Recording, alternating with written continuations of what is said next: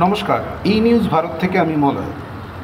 আবারও যোগাযোগ বিচ্ছিন্ন হলো ময়ূরেশ্বর থেকে সাঁইথিয়ার পথ।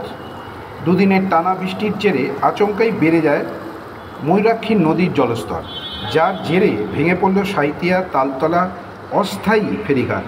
মূলত দুদিন ধরে টানা বৃষ্টিপাতের জেরে ময়ূরাক্ষী নদীর জল বেড়েছে জলস্তর, আর যার ফলে ময়ূরাক্ষী নদীর ওপর প্রচণ্ড বেগে জল বয়ে চলেছে।